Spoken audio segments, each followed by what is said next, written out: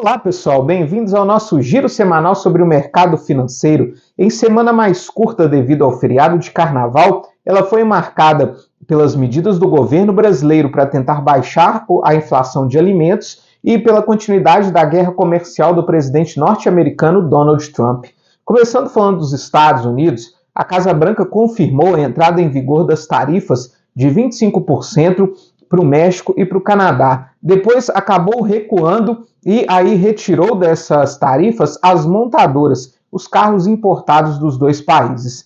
Além disso, Donald Trump aumentou um aumento das tarifas para os produtos chineses, de 10% para 20%, e também disse que vai retirar a ajuda que o país tem dado à Ucrânia, depois do desentendimento com Volodymyr Zelensky na semana passada. Isso acabou mexendo aí com as bolsas americanas e elas acabaram fechando em queda ao longo dessa semana. O S&P 500 caiu 3,32%, a Nasdaq caiu 3,84% e o Dow Jones caiu 2,5%.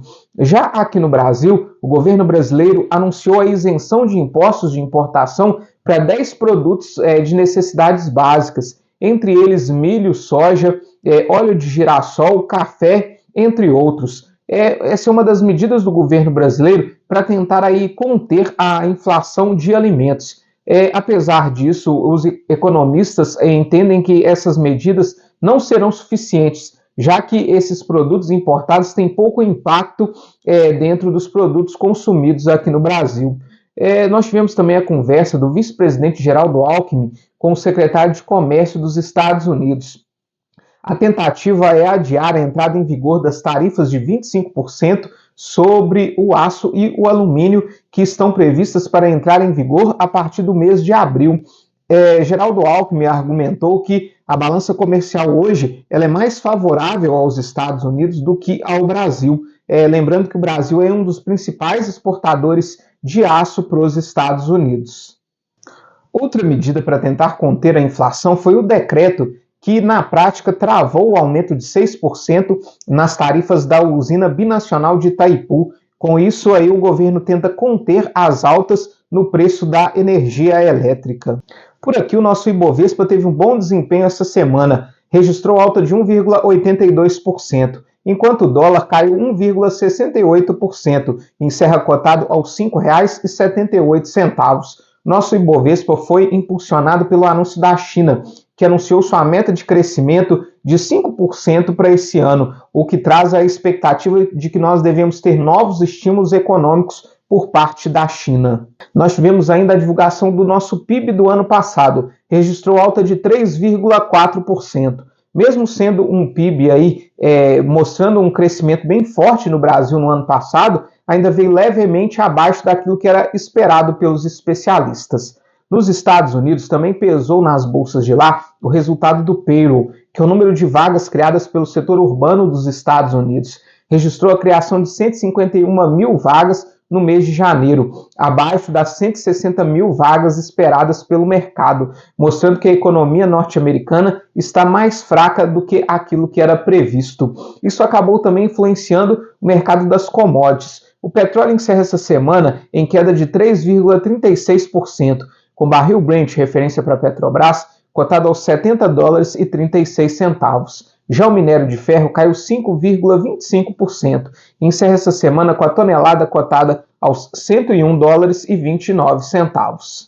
Já na zona do euro, nós tivemos decisão de taxa de juros. O Banco Central de lá resolveu cortar sua taxa básica de juros em 0,25 ponto percentual. A taxa de juros por lá agora está em 2,5%. Porém, no comunicado logo após a reunião, Christine Lagarde, que é a presidente do Banco Central da zona do euro, deu declarações de que a Europa deve agora pausar a sua queda na taxa de juros devido aí à inflação. A inflação da zona do euro ficou estável em 2,4% no acumulado nos últimos 12 meses. Lembrando que a meta de inflação por lá é de 2%. A taxa de desemprego também se manteve estável em 6,2%. Já o PIB do quarto trimestre teve um crescimento bem baixo, de apenas 0,2%. Isso fez com que a Bolsa da Europa fechasse em queda essa semana. O Stoxx 600 encerra em queda de 0,78%.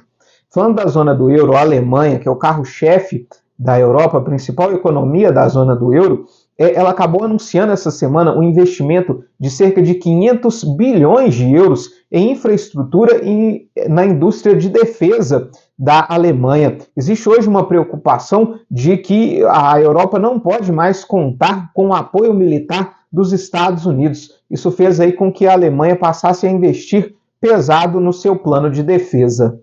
Inclusive, o presidente da França, Emmanuel Macron, deu declarações ao longo dessa semana de que a Europa sofre com a ameaça da Rússia.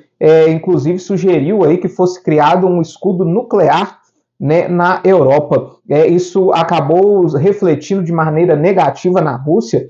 O presidente Vladimir Putin deu declarações dizendo que essas falas de Emmanuel Macron soam aí como uma ameaça contra a Rússia.